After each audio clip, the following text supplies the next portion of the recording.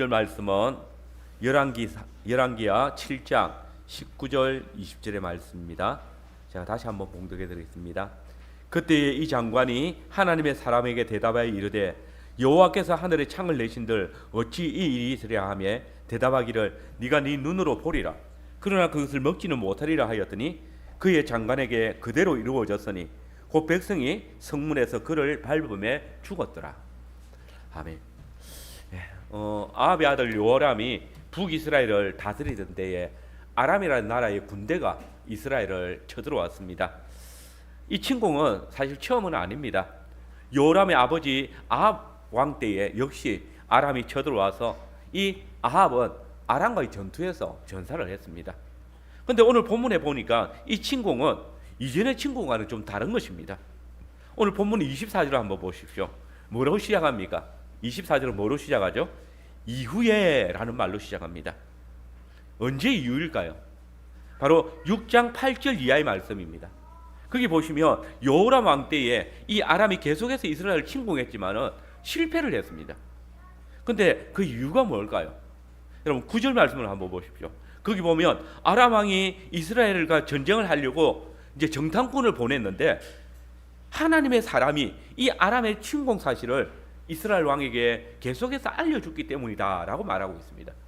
그래서 아람 왕이 먼저 이 하나님의 사람 엘리사를 잡아야 되겠다 그렇게 생각하고 군사들을 보내서 엘리사를 잡으려고 했습니다. 근데 17절 말씀을 보십시오. 거기 보니까 야훼 하나님께서 아람 군대보다 더 많은 불말과 불병거를 하늘에서 보내셔서 이들의 공격을 막아주시고 엘리사를 보호해 주셨다라고 기록하고 있습니다. 그리고 엘리사는 그들을 포로로 잡아가지고 사마리아 성에서 떡과 물을 주어서 아주 아람 군대 사람들을 후대해서 좋게 대해서 다시 아람으로 돌려보내주었습니다. 우리 6장 23절을 같이 한번 읽어봅시다. 6장 23절 같이 읽어봅시다. 시작. 왕이 위하여 음식을 많이 베풀고 그들이 먹고 마심에 놓아 보내니 그들이 그들의 주인에게로 돌아가니라. 이로부터 아람 군사의 부대가 다시는 이스라엘 땅에 들어오지 못하니라. 하나님께서 자기 백성 이스라엘을 위해서 이 아람 왕과 그의 군대로 하여금 이제 더 이상 이스라엘을 쳐들어오지 못하도록 공격하지 못하도록 보호해 주셨다는 겁니다. 그런데 24절에 보니까 뭐라고 합니까? 이후에 라고 하면서 다시 아람 군대가 이스라엘을 쳐들어온 것입니다. 분명히 하나님께서 쳐들어오지 못하도록 막으셨는데 아니 왜 다시 쳐들어오는 겁니까? 무슨 이유일까요? 이는 쉽게 말하면 하나님께서 친히 이방 사람들의 손을 들어가지고 이스라엘을 치셨다는 것입니다.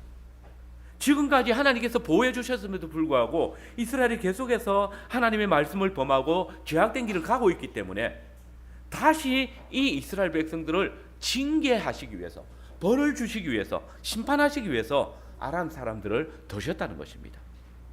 그리고 오늘 본문은 바로 이 심판 중에 아람 사람들이 이스라엘을 쳐들어와서 그 심판을 하고 있는 가운데 일어난 일들을 우리에게 기록하고 있습니다.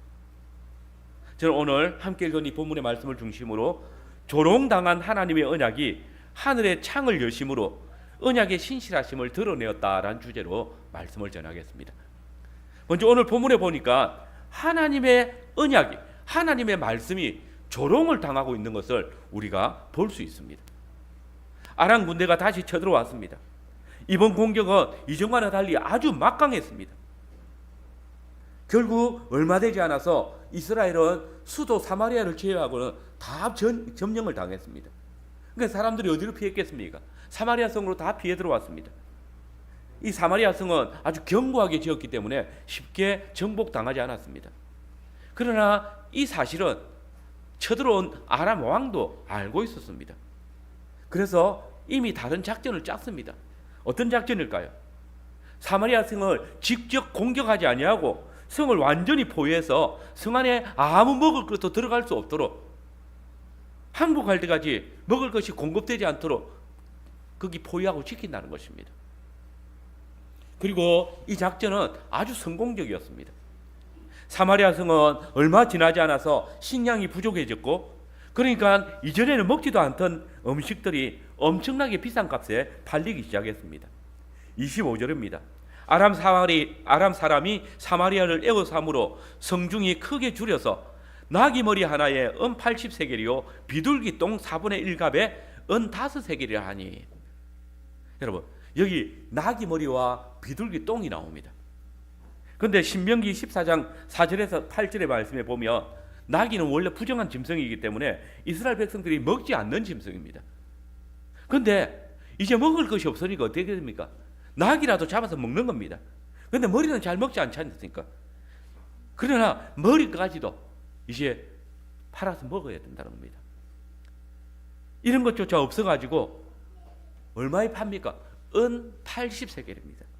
그런데 이 은 한 세겔은 원래 하루 노동자의 하루 품삯이 아니고 4일 품삯입니다. 요즘 돈으로 하면 약 40만 원 정도 됩니다. 그러니까 80세겔이면 얼마입니까?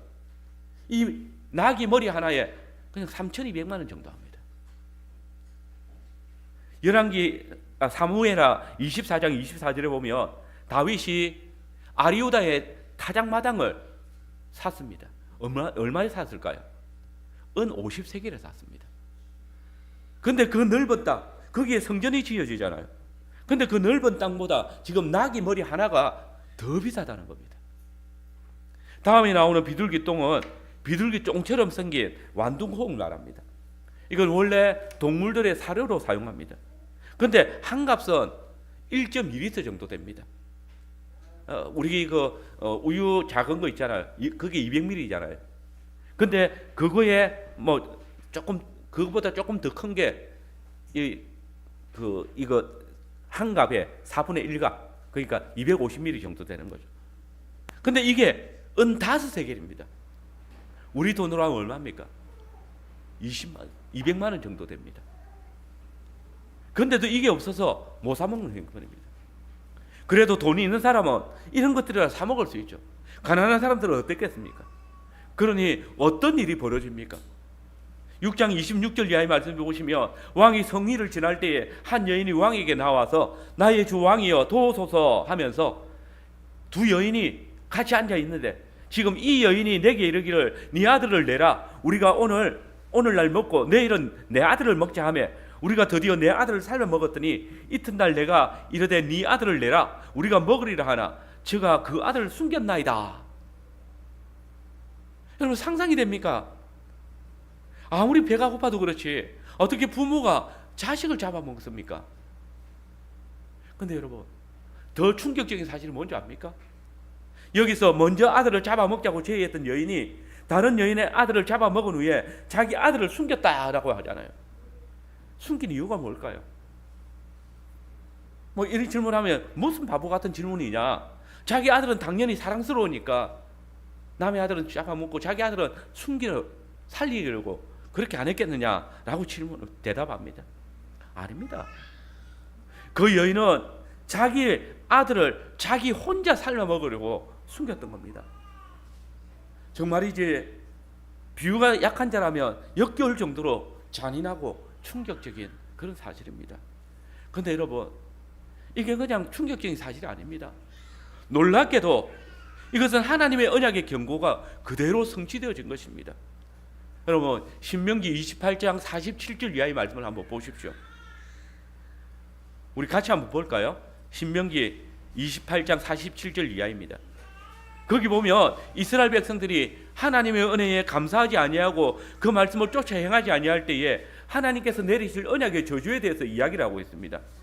그런데 특별히 53절에서 57절 말씀 우리 같이 한번 읽어봅시다.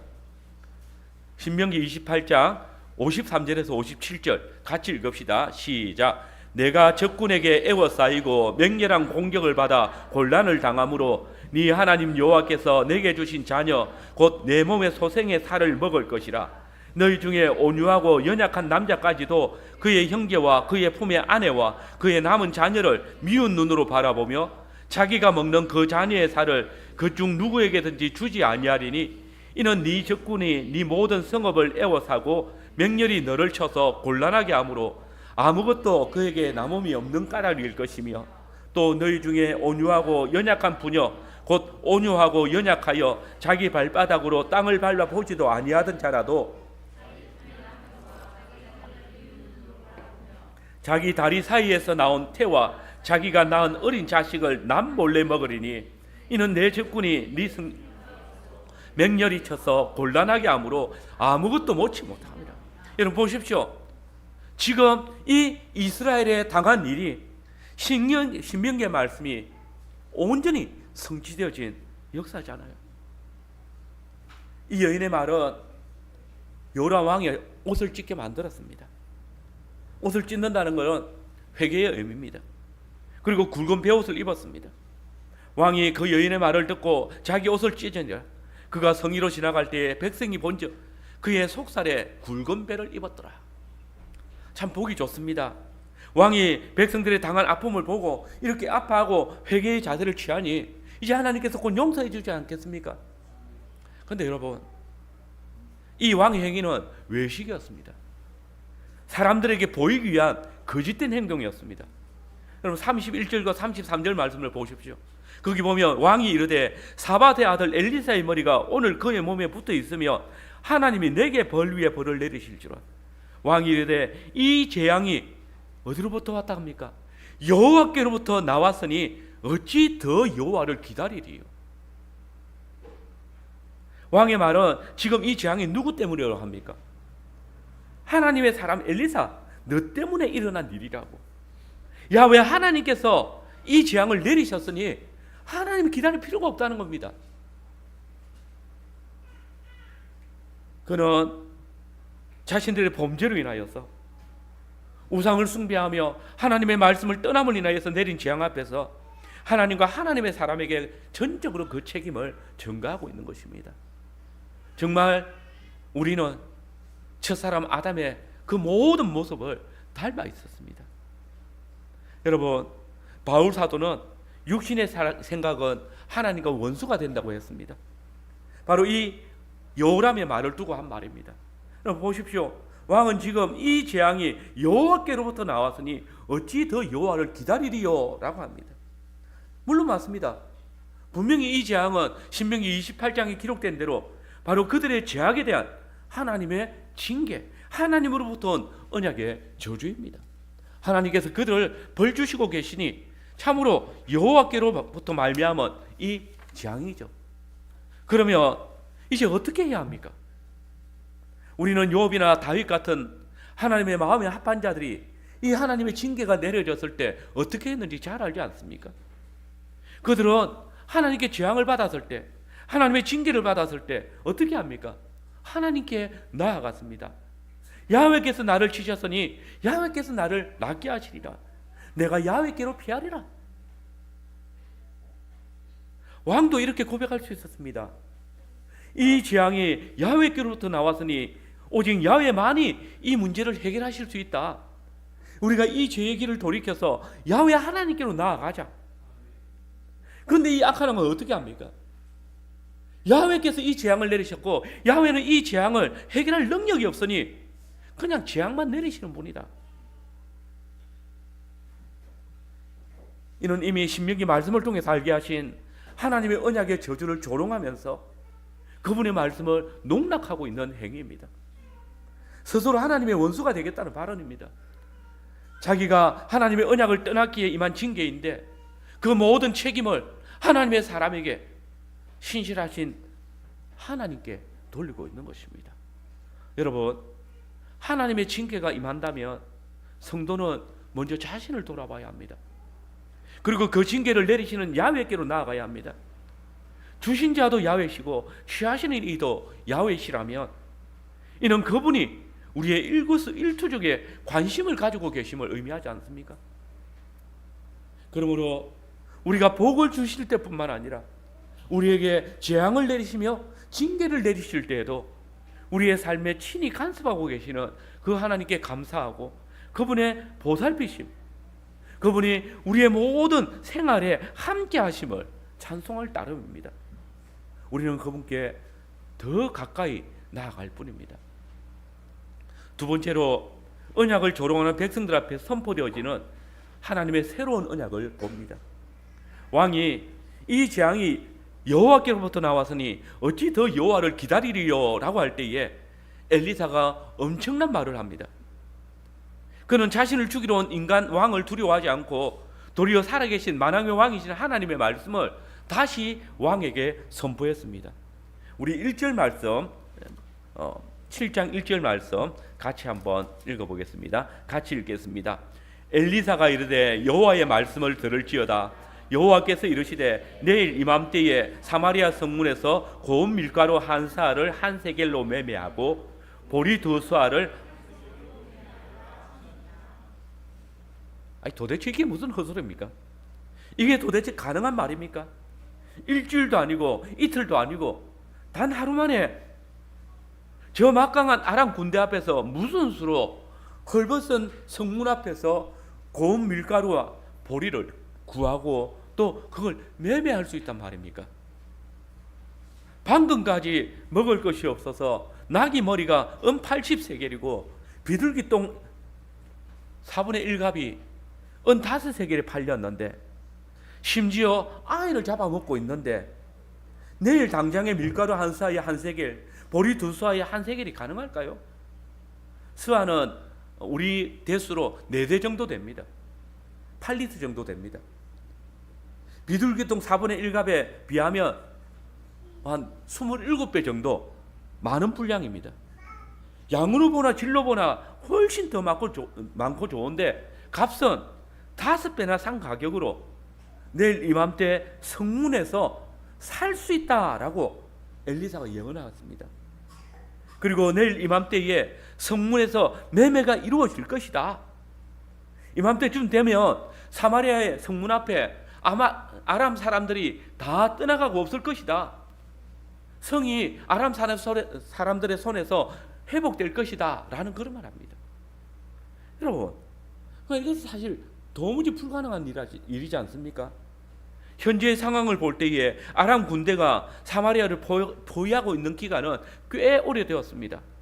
그리고 작전대로 성문 안에는 양식이 없어서 난리가 났습니다. 성 밖은 이미 아람 사람들이 다 정복했으니 그 이 땅에 나는 모든 소산들은 다 아람 사람들의 것입니다. 그러니 이제 이스라엘이 항복할 일만 남아 있으니 아람 사람들은 카운트다운을 하면서 기다리고 있죠.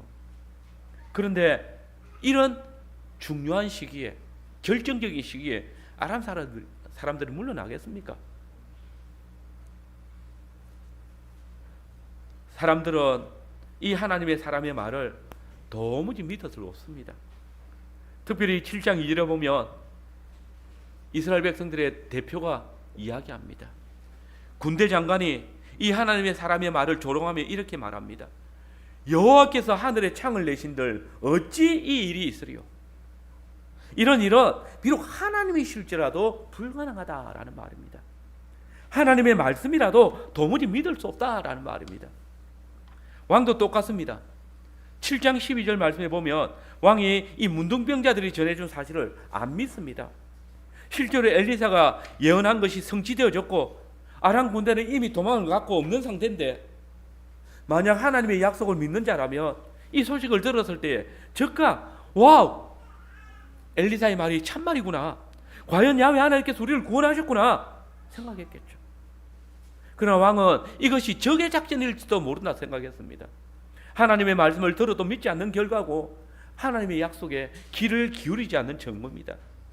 이것이 믿음 없는 자의 자세입니다. 여러분 보십시오. 하나님의 약속은 지금 온 이스라엘로 인하여서 불신되어지고 있습니다. 언약 공동체 안에서 조롱거리가 되어져 있습니다. 왕이 하나님의 말씀을 신뢰하지 아니하고 그의 군대 장관은 도무지 하나님의 언약을 조롱하고 있습니다. 그러나 그럼에도 불구하고 하나님의 은혜와 사랑은 그 백성들을 구원하시기 위해서 친히 홀로 그 놀라운 언약을 이루시고 계십니다. 여러분, 어떻게 하나님께서는 이 백성이 이토록 죄악된 태도로 하나님과 하나님의 사람을 대할 때조차 이 놀라운 구원을 약속하고 계십니까? 여기는 단 한 가지 밖에 답이 없습니다. 전적으로 하나님의 거저 주시는 은혜고 하나님의 사랑하심의 역사입니다. 비록 불의한 자들에 의해서 하나님의 은혜가 훼손을 당하고 조롱을 당할지라도 하나님의 은혜는 그 택하신 자들에게, 여전히 하나님을 찾는 자들에게 임하시는 것입니다. 그러나 기억하십시오. 하나님의 은혜를 계속해서 거부하며 하나님의 말씀을 조롱하는 자에게 하나님의 긍휼과 자비는 없습니다. 그러므로 엘리사는 끝까지 하나님의 말씀을 조롱하는 그 군대 장관에게 또 다른 한 예언의 말씀을 선포했습니다. 엘리사가 이르되 네가 네 눈으로 보리라. 그러나 그것을 먹지는 못하리라. 기억하십시오. 우리가 하나님의 말씀을 듣고도 그 말씀에 대해서 계속해서 믿음을 드러내지 아니할 때에 하나님의 은혜가 머물 곳이 없습니다. 이 시간 여러분의 믿음은 어떠합니까? 지금의 상황이 급박하고 힘들어도 하나님의 말씀을 신뢰할 수 있는 믿음이 우리에게 필요합니다. 그러나 우리는 이 왕과 군대 장관의 태도로 하나님의 말씀을 대할 때가 너무나 많지 않습니까? 하나님의 말씀이면 뭐합니까? 실현 가능성이 없지 않습니까? 목사님, 하나님의 말씀은 그래도 우리 현실은 그렇지 않습니다. 어리석은 소리 하지 마이소. 분명히 말씀드립니다. 육신의 생각은 하나님의 원수입니다. 자신의 이성으로, 육신의 생각으로 하나님의 말씀을 무시하며 그 신실하신 언약을 조롱하는 불신앙을 멀리해야 합니다. 물론 하나님의 말씀은 우리가 당하고 있는 현실과 정말 상반될 때가 많고 다를 수밖에 없을 때가 있습니다. 실현 가능성이 없어 보이는 그런 말씀일 수 있습니다. 그런데요, 그렇기 때문에 우리에게 믿음이 요구되어집니다. 그렇기 때문에 믿고 의뢰해야 합니다. 내 이성에 합당치 않는 것이기에, 눈에 보이지 않는 것이기에 오직 믿음만이 이 보이지 않는 하나님의 약속을 볼 수 있는 것입니다. 그러므로 전능하신 하나님께서는 당신의 신실하신 언약을 신뢰하지 아니하고 멸시하는 자에게 더 이상 논쟁을 허락하지 않으시고 언약의 저주를 선포하셨습니다. 네가 이 일을 네 눈으로 볼 것이라. 그러나 그것을 먹지는 못할 것이라. 여러분, 하나님의 말씀이 육신을 입으시고 이 세상에 오셨을 때에도 이 백성들은 하나님의 말씀을 조롱했습니다. 말씀이 육신이 되신 주 예수 그리스도께서 하나님의 언약을 따라 이 백성을 구원하시기 위해서 오셨건만 그들은 주님의 뺨을 치고 침을 뱉으며 그분의 옷을 벗겼습니다. 가시면류관으로 그 머리에 씌우며 갈대의 호를 그의 손에 덜리우고 유대인의 왕이여 평안할지어다 희롱했습니다. 십자가에 달리우셨을 때에 네가 과연 하나님의 아들이어든 자기를 구원해서 십자가에 내려오라고 그렇게 조롱했습니다. 여러분, 이 무리들의 목소리에서 네가 하나님의 아들이어든 하나님께서 너를 십자가에서 구원해 주시지 않겠느냐? 하나님이 구원해 주시지 않는다면 누가 너를 돕겠느냐라는 이 여호람 왕의 목소리가 들리지 않습니까?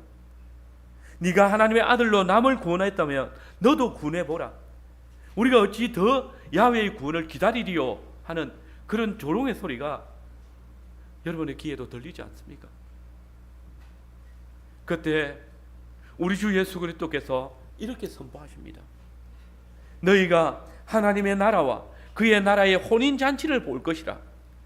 그러나 너희는 거기에 참여하지 못할 것이라. 여러분, 하나님의 말씀이 육신이 되어 우리 가운데 임하셨음을 믿으십니까? 그렇다면 그 하나님의 말씀을 조롱하지 마시기 바랍니다. 오늘 교회 안에 그리스도 예수를 믿는 믿음 안에 있다라고 하면서 자신의 삶으로 그 약속의 말씀을 조롱하는 자들이 많습니다. 하나님의 말씀을 따라 사는 것이 어리석은 삶인 것처럼 믿음과 현실의 삶은 다른 것이라고 말하는 자들이 있습니다. 입으로는 예수님을 말씀이 육신이 되신 하나님이라고 고백하지만 그 언약의 성취이신 예수님을 자신의 그 불신앙적인 삶을 통해서 고백하고 있는 자들인 것입니다. 이 시간 엘리사를 통해서 선포되어진 하나님의 말씀에 대해서 그 말씀을 멸시하는 왕의 모습에서 자신의 모습을 발견하는 자들은 없습니까? 어찌 야훼를 더 기다리겠는가? 그러나 분명히 기억하십시오. 그 왕과 왕의 신하에게 내려졌던 언약의 저주는 어제나 오늘이나 영원토록 동일한 하나님의 말씀입니다. 마지막으로 조롱당한 언약을 조롱한 군대 장관을 조롱하시는 하나님을 우리가 보게 됩니다. 군대 장관의 조롱은 곧바로 엘리사의 저주를 받았습니다. 네가 네 눈으로 보리라. 그러나 그것을 먹지는 못하리라. 그리고 본문은 이어서 한 특별한 사건을 연결시켜 줍니다. 그것은 사마리아 성 밖에 거하고 있던 4명의 문둥병자들의 특별한 경험입니다. 잘 아시는 대로 이스라엘 백성들에게 이 문둥병은 하나님의 저주를 받아 생긴 병으로 보았습니다. 그래서 언약 백성 밖으로 쫓겨나서 격리 수용되어서 정상인이 될 때까지 거기에 머물러야 했습니다. 그런데 이 전쟁의 판국에 정상인들도 먹을 것이 없는데 자기 새끼를 잡아먹는 판국에 이 문둥병자들에게 음식을 가져다 줄 사람이 있겠습니까? 그래서 하루는 이들 문둥병자들이 모여서 의논을 했습니다. 우리가 여기서 굶어 죽거나 아람 사람들의 손에 잡혀 죽거나 똑같다. 그러니 우리가 아람 군대에 가서 항복하자. 아마 그러면 그 사람들이 우리를 불쌍히 여겨가지고 밥을 주면 그거 먹는 거고, 죽으면 죽는 거 아이가. 이래 죽으나 저래 죽으나 똑같은데 한번 해보자 라고 하면서 아람 군대에 들어갔습니다. 그런데 이들이 그 진영에 도착했을 때 깜짝 놀랐습니다. 그 많던 아람군의 군사들이 하나도 보이지 않습니다. 이 장막 저 장막 다 둘러보지만은 사람은 눈을 닦고 봐도 없습니다. 이를 확인한 문둥병자들은 닥치는 대로 먹었고 금과 은 그리고 옷가지까지 일부는 감추어 두었습니다. 여러분 보십시오. 하나님께서는 이 버림당한 문둥병자들이 친히 먹고 마시며 입을 수 있도록 인도하셨습니다. 이 문둥병자들을 먹이시고 입히시는 하나님이시라면 그 친백성으로 삼으신 자들에 대해서 더 어떻게 하시겠습니까? 하나님께서 이 문둥병자들을 먹이시듯이 자기 백성을 먹이시기 위해서 친히 일하시지 않겠습니까? 하나님께서 일하고 계셨습니다. 어떻게 일하셨습니까? 하나님께서는 왕과 그 군대 장관에게 조롱당한 그 언약을 성취하시기 위해서 친히 이 아람과의 전쟁에 개입하셨습니다. 우리 7장 6절 말씀 같이 한번 읽어보겠습니다. 7장 6절 같이 읽겠습니다. 이는 주께서 아람 군대로 병거 소리와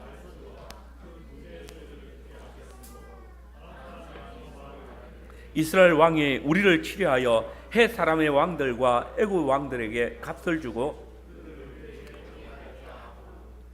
하나님께서 아람 군대로 하여금 큰 병거와 군대의 소리를 듣게 하셨습니다. 그리고 이 소리를 들은 아람군은 이스라엘 왕이 돈을 주고 다른 나라의 군대를 부르는 줄 알고 두려워서 도망치기 시작했습니다. 급하게 도망을 치니까 제대로 챙길 수 있겠습니까? 목숨이라도 살리기 위해서 모든 거 버려두고 몸만 추스려서 도망을 쳤습니다. 그러면 여러분, 이 아람 군대가 들었던 소리는 무슨 소리일까요? 하나님께서 듣게 하신 이 소리는 바로 야곱, 곧 이스라엘을 지키시는 하나님의 군대의 소리였습니다. 엘리야가 성천하기 전에 내려왔던 하나님의 군대와 마병의 소리였습니다. 엘리사를 지키기 위해서 둘러서 있던 그 불병거와 불말들이 아람 군대를 치러온 것입니다. 여러분, 하나님께서는 왕의 말처럼 이스라엘을 아람 군대의 손에 버리고 이스라엘을 떠나신 것이 아닙니다. 아까도 봤지만은 아람 왕이 엘리사를 잡기 위해서 군대를 보내어서 엘리사의 머문 산을 포위했을 때 엘리사의 사환은 두려워서 내 주여 우리가 어찌하면 좋겠습니까? 근심했지만은 그때 엘리사가 하나님께 그 사환의 눈을 열어달라고 기도했을 때 그 사환이 본 게 뭡니까? 야훼께서 그 청년의 눈을 여심해 그가 보니 불말과 불병거가 산에 가득하여 엘리사를 둘렀더라. 하나님의 군대가 야훼의 종 엘리사를 지키고 아람 군대를 막고 있습니다. 하나님은 결코 이스라엘을 떠난 것이 아닙니다. 이스라엘의 왕과 그 백성들의 눈이 믿음을 떠났으므로 하나님의 역사를 보지 못하고 있었던 것입니다.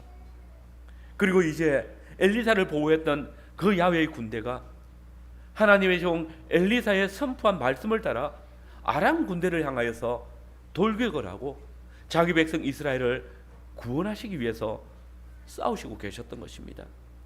이게 하나님의 말씀의 능력입니다.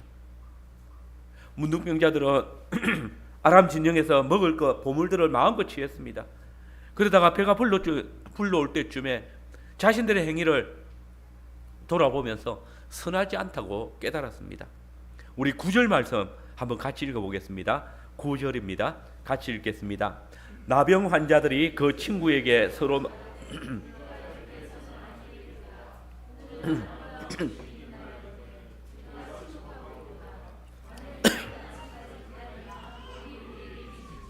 이제 떠나 여러분, 이게 하나님의 선하신 역사입니다. 아무것도 먹지 못하고 있는 더 굶주렸던 문둥병자를 먼저 먹이시고 입히신 하나님께서 이제 그들의 마음에 두려움을 주셔서 그들로 하여금 하나님의 말씀, 곧 내일 이맘때에 사마리아 성문에서 보리 2서아에 한 세겔을 하고 고운 밀가루 한 서아에 한 세겔을 하리라는 그 말씀이 성취되어지도록 역사하고 계십니다. 직분자 여러분, 보십시오. 하마터면 이 믿음 없는 왕 때문에 사마리아 성에 있는 백성들이 하나님께서 이루어 놓으신 큰 일을 보지 못하고 두꺼운 성벽에 갇혀 있을 뻔했습니다. 하마터면 야훼께서 창을 내신들 어찌 이런 일이 있으리요 라고 했던 하나님의 약속을 조롱하는 이 미련한 군대 장관 때문에 온 사마리아 백성들이 값없이 공급하시는 하나님의 풍성한 축복을 맛보지 못하고 굶주려 죽을 뻔했습니다. 직분자들이 하나님의 말씀을 믿지 않고 인간적인 생각으로 교회를 다스릴 때에 온 교회가 하나님의 역사를 경험하지 못할 수도 있다는 사실입니다. 교회의 직분자들은 교회가 누려야 할 마땅한 언약의 복을 가로막는 일이 없도록 날마다 더 경성해서 하나님의 말씀 앞에 깨어 있어야 합니다. 더불어 성도들은 직분자들이 주의 말씀에서 멀어지지 않도록 바른 설교와 바른 공개와 바른 다스림을 할 수 있도록 날마다 기도해야 합니다. 이것이 온 교회가 하나님의 언약의 복을 받아 누리는 길입니다. 군대 장관의 말은 야훼께서 하늘에 창을 내신들 불가능하다라고 했습니다. 그러나 하나님께서 이 군대 장관의 조롱을 비웃으십니다. 그리고 친히 하늘의 창을 활짝 열어 놓으시고 그 백성들에게 일용할 양식을 한없이 공급하여 주십니다. 40년 동안 광야에서 하늘의 창을 열어서 그 백성들로 하여금 만나와 메추라기로 먹이시고 반석에서 나는 물과 그 옷과 신을 해지지 않도록 역사하셨던 하나님이시지 않습니까? 그 하나님을 경험한 이스라엘 백성들이지 않습니까? 그런데 이 하나님의 놀라운 약속을 믿지 못하는 이 백성들이 하나님께 있어서 이 일은 결코 큰일이 아닙니다. 우리는 하나님께서 나를 존중히 여긴 자를 내가 존중히 여기고 나를 멸시하는 자를 내가 경멸히 여기다라고 하셨던 말씀을 기억해야 합니다.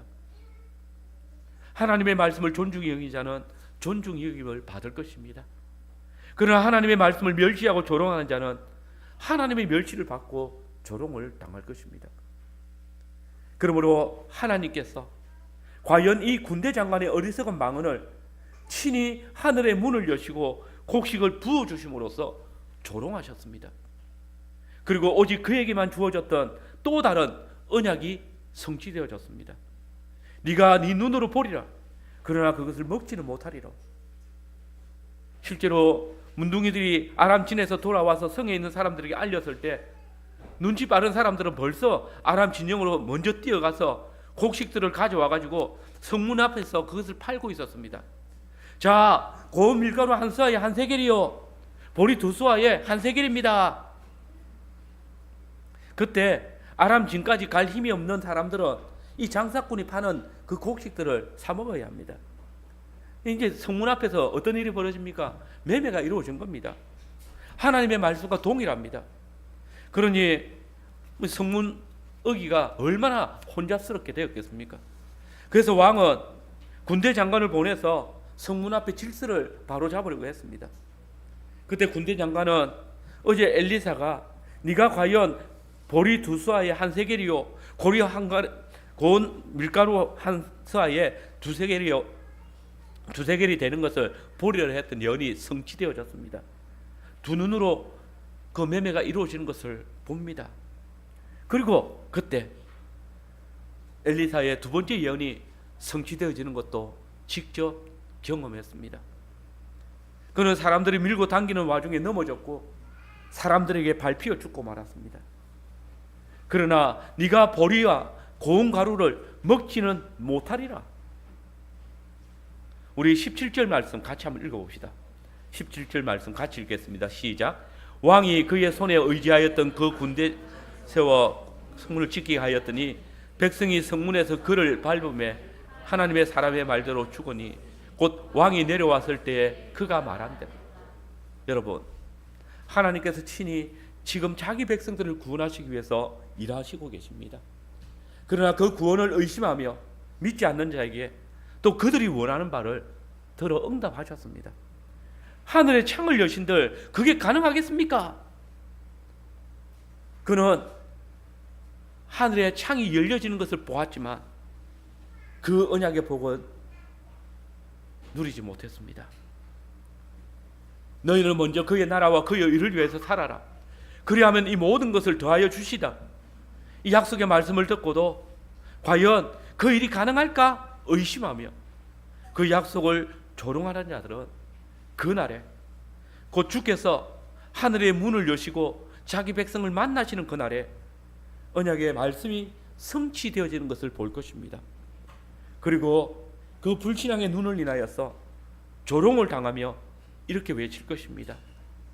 산들에 대해서 우리 위에 무너지라 하며 작은 산들에 대해서 우리를 덮으라 하리라.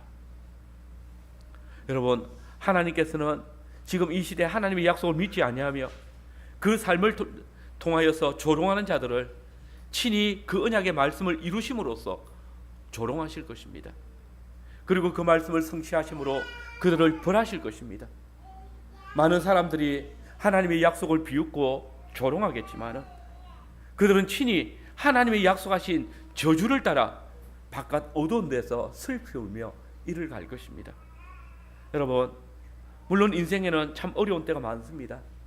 갑자기 질병이 생길 때도 있습니다. 가족이 아프거나 나를 떠날 수 있습니다.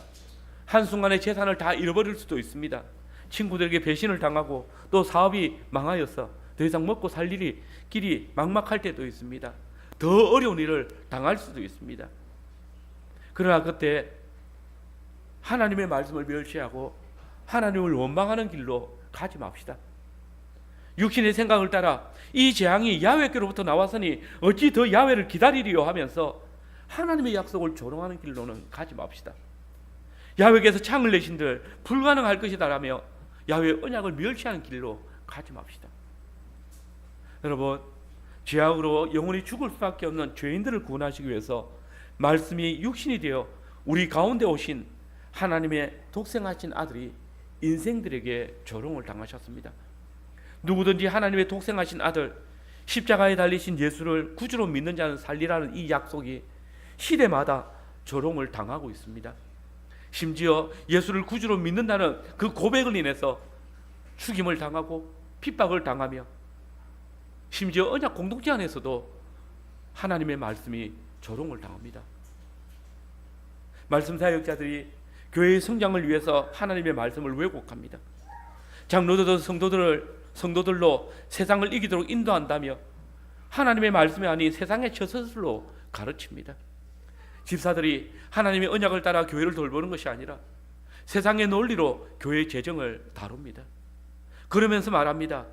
하나님이 하늘에 창을 내신들 이 일은 해결되지 않습니다.